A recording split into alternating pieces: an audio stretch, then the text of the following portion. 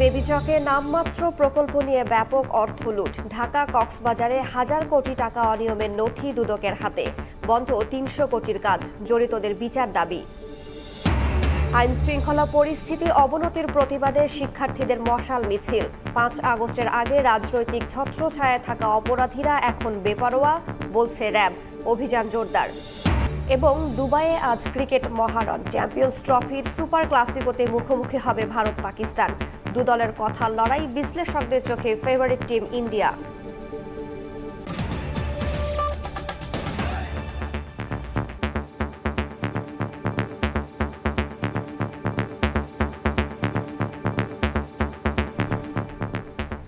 সকালের সময়ের সঙ্গে আছি আমি রাইসা জান্নাত।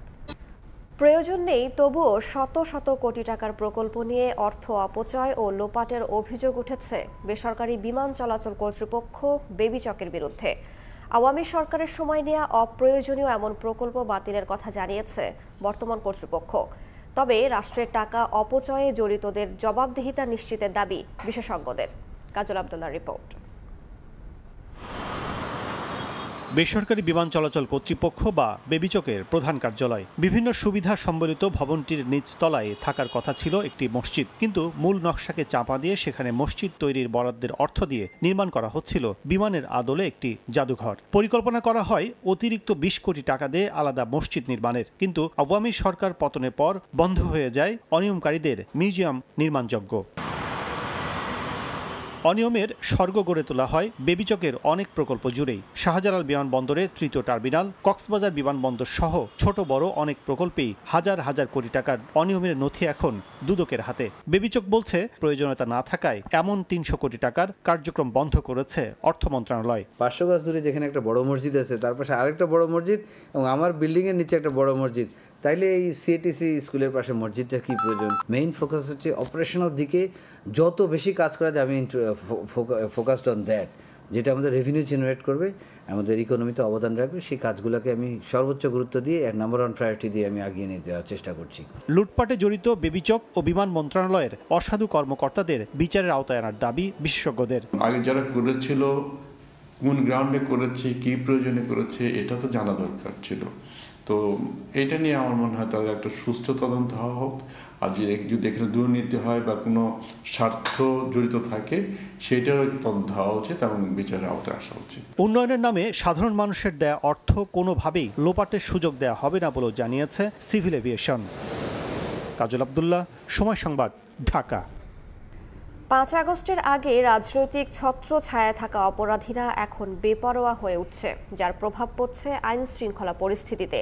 মধ্যরাতে যাত্রাবাড়ি টোল প্লাজার সামনে চেকপোস্টে র্যাবের তল্লাশি অভিযান শেষে একথা বলেন র্যাবের মহাপরিচালক AKM শহীদুর রহমান। সাম্প্রতিক সময়ে দেশজুড়ে চুরি, ছিনতাই, খুন ও ডাকাতির ঘটনা বেড়ে যাওয়ায় উদ্বেগ তৈরি হওয়ার কারণে আইন শৃঙ্খলা পরিস্থিতি স্বাভাবিক রাখতে নিরাপত্তা ব্যবস্থা জোরদার করেছে র্যাব। রাজধানীর সহ বিভিন্ন গুরুত্বপূর্ণ স্থানে বসানো হয়েছে চেকপোস্ট, বাড়ানো হয়েছে টহল। ছিনতাইকারীদের পাশাপাশি কিশোর গ্যাং সদস্যরাও বারবার জামিন পেয়ে নতুন করে অপরাধে জড়িয়ে পড়ছে, তাই তল্লাশি ও গ্রেফতার অভিযান আরও জোরদার করা হয়েছে বলে জানান র্যাবের মহাপরিচালক। পরিস্থিতি স্বাভাবিক না হওয়া পর্যন্ত অভিযান চলমান থাকবে বলেও জানান তিনি।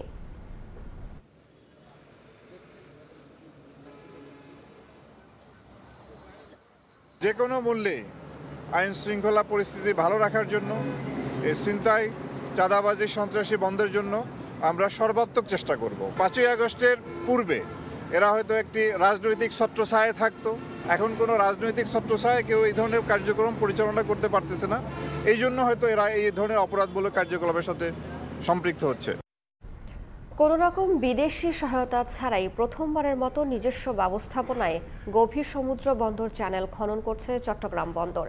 এতে বছরে অন্তত ৩৫০ কোটি টাকার সাশ্রয় হওয়ার পাশাপাশি সক্ষমতা অর্জন হবে দেশের। এই ড্রেজিংয়ের ফলে মাতারবাড়ি গভীর সমুদ্র বন্দরের চ্যানেলের নাব্য বাড়ায় জাহাজ চলাচল নিরাপদ হবে বলে দাবি কর্তৃপক্ষের। আশরাফুল আলম মামুনের ক্যামেরায় মাতারবাড়ি ঘুরে বিস্তারিত জানাচ্ছেন ফেরদৌস লিপি। কক্সবাজারের মহেশখালীর মাতারবাড়ি সমুদ্র বন্দরে ২০২৩ সালে এপ্রিলে ১৩ মিটার ড্রাফটের কয়লাবাহী জাহাজ ভেড়ানোর মধ্য দিয়ে গভীর সমুদ্র বন্দর যুগে প্রবেশ করে বাংলাদেশ। গভীর এই সমুদ্র বন্দরে 14.3 কিলোমিটার দীর্ঘ কৃত্রিম চ্যানেল নির্মাণ করে কয়লা বিদ্যুৎ প্রকল্পের আওতায় পাওয়ার জেনারেশন কোম্পানি বাংলাদেশ। 2023 সালের সেপ্টেম্বরে সেটি চট্টগ্রাম বন্দর কর্তৃপক্ষের কাছে হস্তান্তর করা হয়। তবে নির্মাণের 2 বছরের মধ্যে চ্যানেলের বিভিন্ন জায়গায় পলি জমতে শুরু করে। কোথাও কোথাও পানির গভীরতা নেমে এসেছে 10 মিটারে। এমন পরিস্থিতিতে দেশের প্রথম গভীর সমুদ্র বন্দর চ্যানেলটি রক্ষায় চট্টগ্রাম বন্দর নিজস্ব ড্রেজার খনক দিয়ে শুরু করেছে খনন কাজ। গত মাসে প্রথম দফায় ড্রেজিং করা হয়। খনক এতদিন কর্ণফুলী ড্রেজিং করলেও এবারই প্রথমবারের মতো গভীর কোনো সমুদ্র বন্দরের চ্যানেল ড্রেজিং করছে। এতে করে বছরে কমপক্ষে 350 কোটি টাকা সাশ্রয় হওয়ার পাশাপাশি সক্ষমতা ও দক্ষতা অর্জন করছে চট্টগ্রাম বন্দর। গত 1 বছরে আমরা বেশ কয়েকটি সার্ভে করেছি। সার্ভে করে দেখেছি এখানের নাব্যতা বেশ হ্রাস পেয়েছে। তো কিছু কিছু জায়গায় বেশ কমে আসছে। তো সেই জায়গাগুলোকে আমরা টার্গেট করে এই জাহাজটাকে ডিপ্লয় করেছি এবং আমাদের সিদ্ধান্ত হচ্ছে এই জাহাজটা এখানে কাজ করবে কন্টিনিউয়াসলি। ড্রেজিংয়ের নানা চ্যালেঞ্জ নিতে হচ্ছে খনককে, বিশেষ করে ব্রেক ওয়াটার ও চ্যানেলটি এখনও স্থিতিশীল না হওয়ায় পলি জমছে। সেই সঙ্গে সাগর থেকে জোয়ার ও জাহাজের সঙ্গে আসা পলিও বের হওয়ার সুযোগ না পাওয়ায় নাব্যতা কমেছে চ্যানেলে। তবে এসব মোকাবেলা করে ড্রেজিং করছে বন্দরের একমাত্র খননকারী এই জাহাজ। এছাড়া টেন্ডারের মাধ্যমে কাজ করা ড্রেজারগুলো থেকে খনকের সক্ষমতা বেশি হওয়ায় সফলতাও বেশি হবে বলে আশা বন্দর কর্তৃপক্ষের। এখানে মাটিটা সাধারণত কাদা মাটি, বাট কর্ণফুলী চ্যানেলের মাটিটা বালি মাটি। তো ওই মাটিটা খুব সহজে উঠে যায়, বাট এই মাটিটা উঠাতে একটু টাইম লাগে। তো এই জিনিসগুলো চ্যালেঞ্জ আছে। আশা করি এগুলো যতদিন যাবে ততদিন সবাই আমরা অভ্যস্ত হয়ে যাব। 2016 সালে মাতারবাড়ি কয়লা বিদ্যুৎ প্রকল্প হাতে নেয় সরকার। জাইকার অর্থায়নে এই প্রকল্প বাস্তবায়নে বঙ্গোপসাগর থেকে মাতারবাড়ি পর্যন্ত 14.3 কিলোমিটার দীর্ঘ, 16 মিটার গভীরতা এবং 250 মিটার চওড়া এই চ্যানেল নির্মাণ হয় বিদ্যুৎ প্রকল্পের আওতায়। ফেরদৌস লিপি, সময় সংবাদ, চট্টগ্রাম। মৌলভীবাজারের শ্রীমঙ্গল রেলওয়ে স্টেশনের উপর নির্ভর করে জেলা চা বাগান সহ পর্যটন কেন্দ্রগুলো গড়ে উঠলেও বেহাল দশা স্টেশনটির।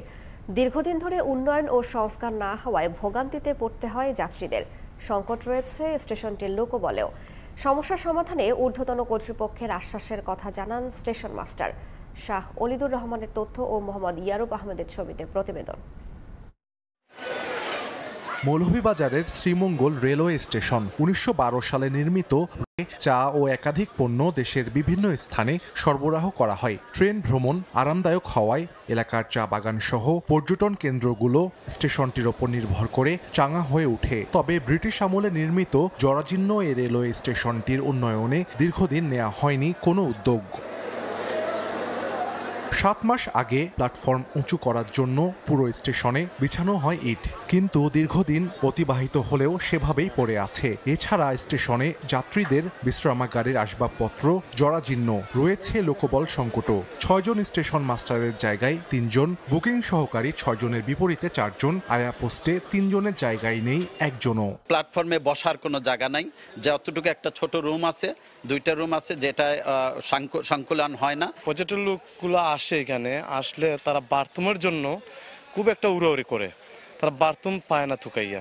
এখানে বেশি সমস্যাটা হইলো বাথরুমের। অ্যাভেলেবল টিকিট পাওয়া যায় না, টিকিটের জন্য অপেক্ষা করতে হয় 1 মাস মিনিমাম 1 মাস অপেক্ষা করলে একটা টিকিট পাওয়া যেতে পারে। There could be maybe some more facilities, maybe it would be helpful to have more signs, some signs in English for the tourist so that they can understand where to go and where to ask for help. স্টেশনটির উন্নয়ন ও সমস্যা সমাধানে ঊর্ধ্বতন কর্তৃপক্ষের আশ্বাসের কথা জানালেন station master. আমরা ঊর্ধ্বতন কর্তৃপক্ষকে অবগত করেছি, ওনারা আমাদেরকে আশা দিয়েছেন যে খুব শীঘ্রই এই সমস্যার সমাধানগুলো হয়ে যাবে। স্টেশনের দেয়া তথ্য মতে এটি ব্যবহার করে প্রতিদিন 5000-এর বেশি যাত্রী যাতায়াত করেন।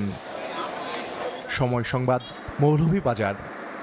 ময়মনসিংহের গ্রামাঞ্চলে প্রাথমিক স্কুলগুলোতে শিক্ষক সংকট থাকলেও উল্টো চিত্র শহরে। প্রয়োজন নেই, তবু ডেপুটেশনে শহরে পোস্টিং নিয়ে বসে আছেন অনেকে। নাগরিক সমাজের প্রতিনিধিরা বলছেন প্রাথমিক শিক্ষার মান বাড়াতে দূর করতে হবে অনৈতিক পোস্টিং ব্যবস্থা। এতে গ্রামের স্কুলগুলোতে বাড়বে শিক্ষার মান। উবাইদুল হকের রিপোর্ট, ছবি তুলেছেন হোসেন আলী। ময়মনসিংহ সদরের বোররচর ইউনিয়নের পয়েস্তির চর তারাপুর সরকারি প্রাথমিক বিদ্যালয়। 6 জন শিক্ষকের অনুমোদন থাকলেও আছেন 3 জন, তার মধ্যে আবার 1 জন প্রশিক্ষণে, অন্যজন ছুটিতে। এই অবস্থায় একাই স্কুলের পাঠ কার্যক্রম চালাচ্ছেন ভারপ্রাপ্ত প্রধান শিক্ষক মাহবুবা আক্তার।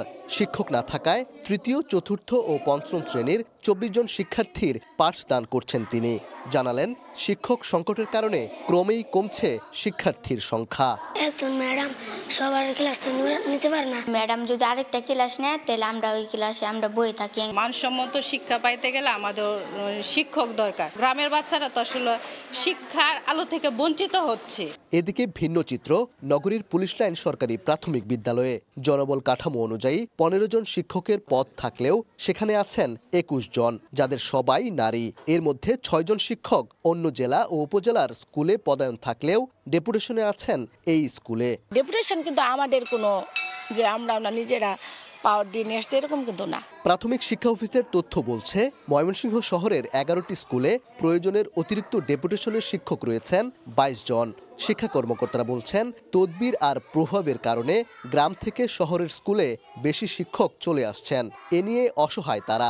প্রাথমিক শিক্ষার মান উন্নয়নে আইনের যথাযথ প্রয়োগ বাস্তবায়নের দাবি নাগরিক সমাজের। কিছু কিছু আছে ঊর্ধ্বতন অফিসের থেকে দেওয়া, ওনাদের আদেশ তো আমাদের বাতিল করার এখতিয়ার নাই। অনেক শিক্ষককে আমরা দেখতে পাই যারা কোনোভাবেই এখানে প্রমোশন বা এখানে সংযুক্ত হওয়ার কথা বা এখানে পোস্টিং হওয়ার কথা না, তারা এসেছেন অনৈতিকতার ভিত্তিতে। জেলার 2140টি প্রাথমিক বিদ্যালয়ের মধ্যে 706টিতে নেই প্রধান শিক্ষক। সহকারী শিক্ষকের পদ শূন্য 608 জন। প্রাথমিক বিদ্যালয় তদারকির জন্য 87 জন সহকারী শিক্ষা কর্মকর্তা থাকার কথা থাকলেও সংকট আছে 22 জনের।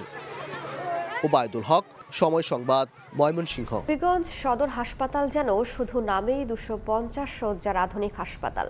বাস্তবে সঠিক স্বাস্থ্যসেবা না পাওয়ার অভিযোগ রোগীদের। চিকিৎসক নার্সদের দায়িত্বে অবহেলা সহ প্রকট আকার ধারণ করেছে পানি ও বিদ্যুৎ সংকট। হাসপাতালের অপরিচ্ছন্ন পরিবেশেও বিপাকে রোগীরা। তবে শিগগিরই এসব সমস্যার নিরসন হবে বলে জানিয়েছে কর্তৃপক্ষ। রাশেদ আহমদ খানের তথ্য ও শাওন গোপের ছবিতে প্রতিবেদন। হাসপাতালের জরুরি বিভাগের প্রধান ফটকের সামনেই ময়লার ভাগার। প্রতিটি ওয়ার্ড ও কেবিনের সামনে আবর্জনা দুর্গন্ধে নাক বন্ধ করে চলতে হয় রোগীদের। রোগীদের টয়লেটের অবস্থা আরও ভয়াবহ। গত 1 মাস ধরে হাসপাতালে চলছে তীব্র পানির সংকট। ডাক্তার নার্সদের দায়িত্বে অবহেলার অভিযোগ রোগীদের। হবিগঞ্জ সদর হাসপাতাল নামে আধুনিক হলেও সেবার মান নিয়ে চরম হতাশায় রোগীরা। বাথরুম করার জন্য, ওয়াশরুমের জন্য, পানির জন্য অসুস্থ হয়ে যাবে। আমরাও অসুস্থ হয়েছি বেশি, কারণ এখানে যে নোংরা যে অবস্থান, আর ওয়াশরুমের তো কোনো ব্যবস্থা বলতে গেলেই নাই। রুগী লইয়া ছুটি হাঁটতে যাইতে গেছি বাড়ি, রুগী সমস্যা তো জায়গা পাওয়া যায় না, ফ্লোরের মধ্যে অনেকে শুয়ে আছে, রাস্তায় পাওয়া যায় না হাঁটার জন্য। 1.5 কিলোমিটার দূর থেকে পানি নিজে বয়ে আনতে হয়, সদরের মধ্যে কোনো পানি পাওয়া যায় না। বারবার জিজ্ঞাসা করছি সিস্টারদেরকে, নার্সদেরকে যে ডাক্তার কখন আসবে। ওরা বলতেছে বলতে পারি না, ডাক্তার কখন আসবে, ডাক্তার আসলে পরে দেখবে। তবে শীঘ্রই সমস্যাগুলো নিরসনের আশ্বাস হাসপাতাল কর্তৃপক্ষের। পরিচ্ছন্নতা কর্মের জন্য আবার সুপারিশ করব, আউটসোর্সিং আরও কিছু পরিচ্ছন্নতা কর্ম ঢুকাতে পারি, আমরা তো হাসপাতালটাকে আরও একটা ভালো অবস্থায় নিয়ে যেতে পারবো। ডুয়েল ফিডার যদি পেয়ে যায় তাহলে হয়তো লোডশেডিং এর প্রভাবটা আমাদের উপর তেমন থাকবে না। কারো দায়িত্ব অবহেলা থাকে, আমরা সেটা দেখব, অবশ্যই খোঁজ নিয়ে ব্যবস্থা নেব। জেলার 25 লাখ মানুষের স্বাস্থ্যসেবার প্রধান আশ্রয়স্থল 250 শয্যা বিশিষ্ট হবিগঞ্জ আধুনিক সদর হাসপাতাল। সময় সংবাদ, হবিগঞ্জ।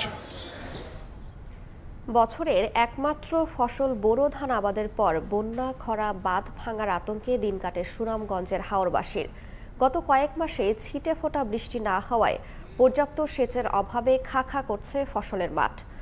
নদ নদীগুলো পানি শূন্য। নির্ধারিত সময়ের মধ্যে ফসল রক্ষা বাঁধের কাজও শেষ হয়নি। হিমাদ্রি শেখর ভদ্রকে সঙ্গে নিয়ে সুনামগঞ্জের হাওর ঘুরে নৌশাদ আহমদ চৌধুরীর ক্যামেরায় বিস্তারিত জানাচ্ছেন ইকরামুল কবির। বর্ষায় বানের পানিতে নদী উপচে দুকুল ভাসিয়ে দেয়, আর সেই নদী শুষ্ক মৌসুমে একেবারে মরুভূমিতে পরিণত হয়। সুনামগঞ্জের জাদুকাটা নদীতে চলছে মেলা। সুনামগঞ্জের বিশ্বমপুরের এই জাদুকাটা নদীর বুকে ধান লাগিয়েও বছরের একমাত্র ফসল টিকাতে পারছেন না এই এলাকার কৃষকেরা।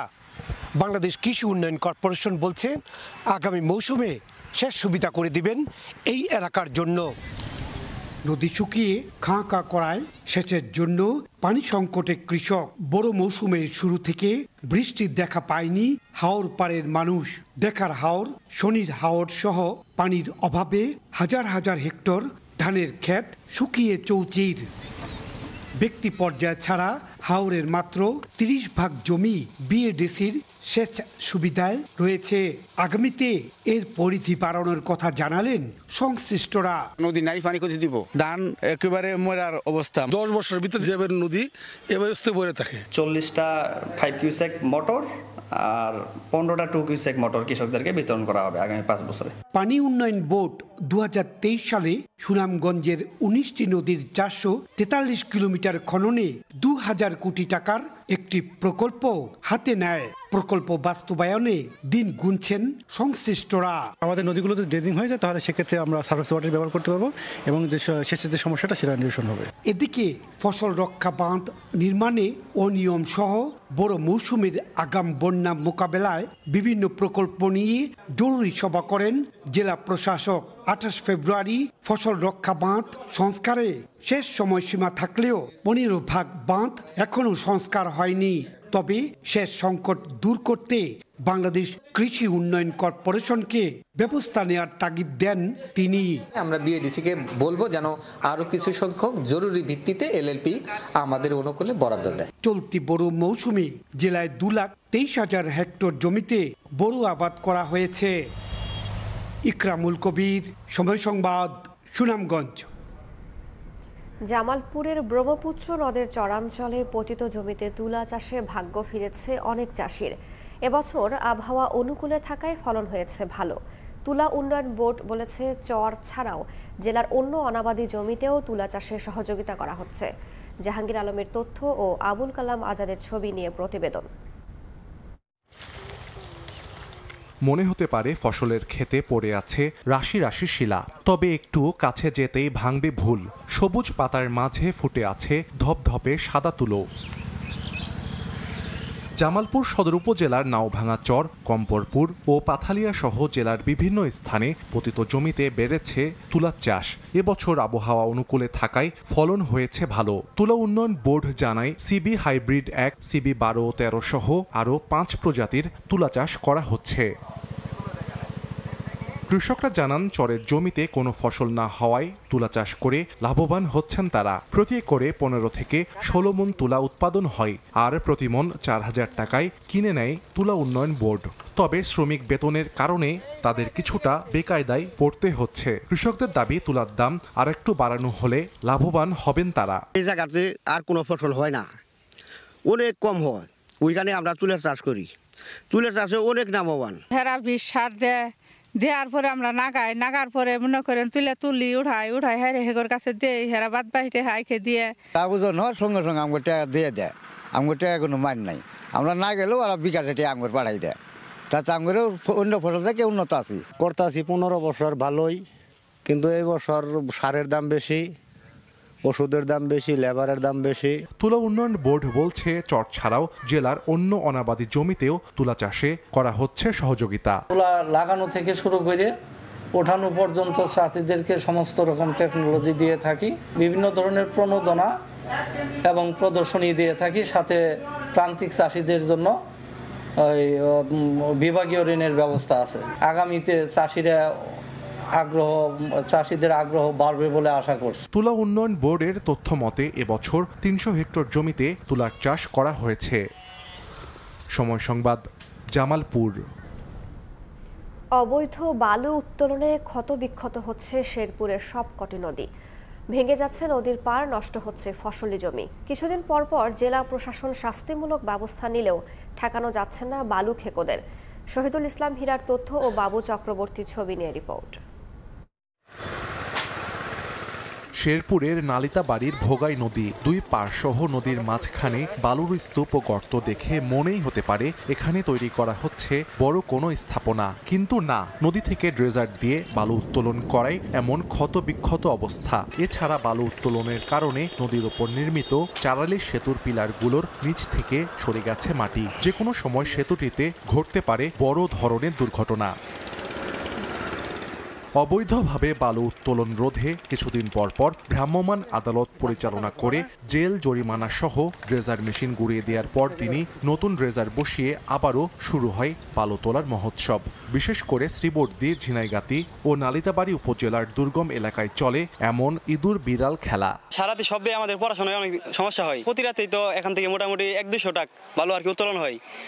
আবাদি জমি বিনষ্ট হয়ে যাচ্ছে বালু উত্তোলন হলে। নদী হলো প্রাকৃতিক সম্পদ, যখন আপনার এই নদীটা ক্ষতির মুখে হয়ে পড়তেছে এই বালু তোলার কারণে, নিজের তল থেকে আমাদের ব্রিজ হুমকির মুখে পড়ে গেছে। ধ্বংস করে যাওয়ার পরে দেয়, আবার নতুন করে আবার ওরা এগুলি আবার নিয়ে আবার সরঞ্জামাদি নিয়ে এখানে হাজির হয়ে যায়। প্রশাসন যদি শক্তিশালীভাবে ব্যবস্থা নেয় তাহলে অবশ্যই প্রতিরোধ করা সম্ভব। অবৈধভাবে বালু উত্তোলন বন্ধে নিজের অসহায়ত্বের কথা স্বীকার করে স্থানীয়দের সহযোগিতা চাইলেন জেলা প্রশাসনের শীর্ষ কর্মকর্তা। সর্বোচ্চ চেষ্টা করছি আমরা এই অবৈধভাবে বালু উত্তোলন বন্ধ করার জন্য। নির্বাহী ম্যাজিস্ট্রেটগণ মোবাইল কোর্ট পরিচালনা করছেন অভিযান। এই অবৈধ বালু উত্তোলন বন্ধে আমি শেরপুরের সকল সেক্টরের লোকজন সহযোগিতা কামনা করি। অবৈধভাবে বালু উত্তোলনের ঘটনায় গত 10 মাসে জেলায় 28 জনকে বিভিন্ন মেয়াদে সাজাসহ 27.5 লাখ টাকা জরিমানা আদায় করা হয়েছে। ধ্বংস করা হয়েছে বিপুল সংখ্যক ড্রেজার মেশিন।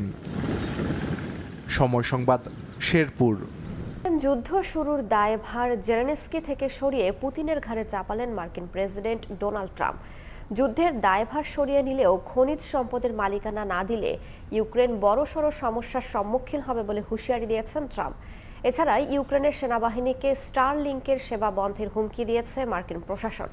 রয়টার্স জানিয়েছে, রাশিয়া ও যুক্তরাষ্ট্রের মধ্যে সম্ভাব্য শান্তি চুক্তির অংশ হিসেবে ইউক্রেন পুনর্গঠনে ইউরোপে আটকে থাকা রুশ সম্পদের একটি অংশ ব্যবহারে রাজি হতে পারে ক্রেমলিন।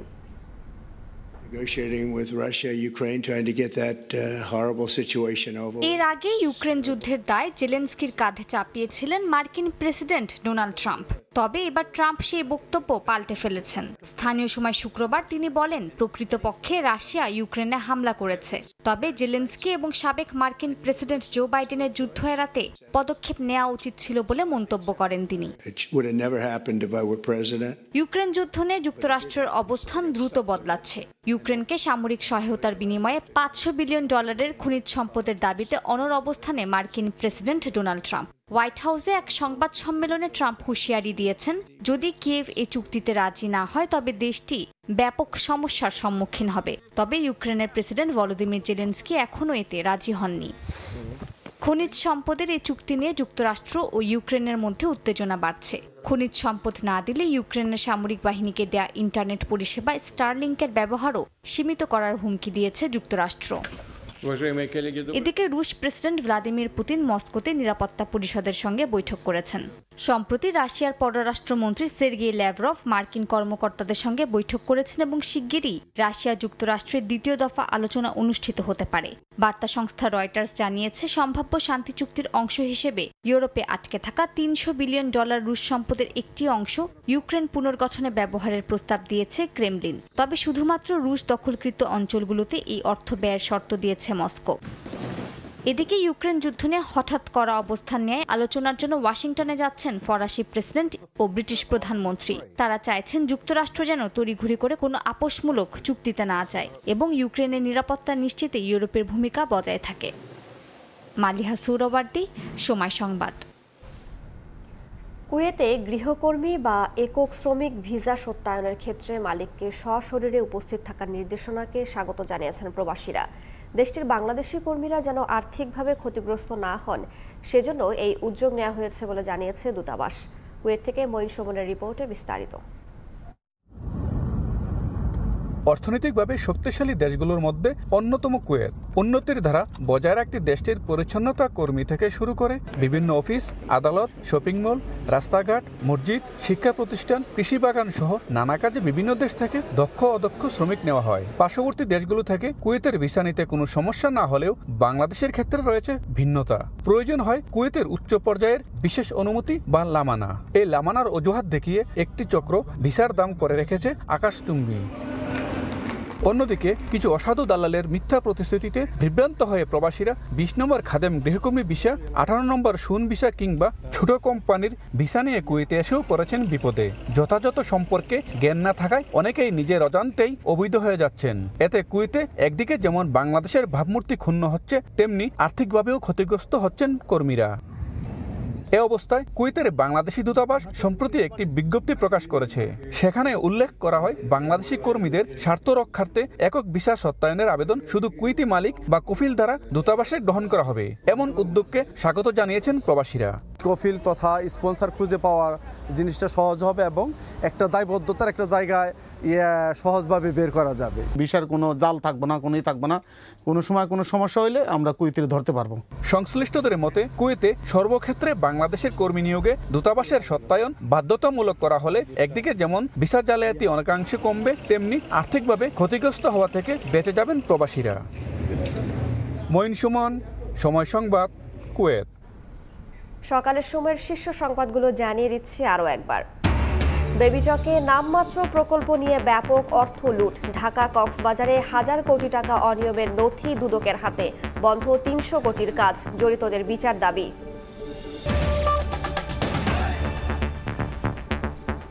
এই ছিল সকালের সময়ে। সঙ্গেই থাকুন সময়ের।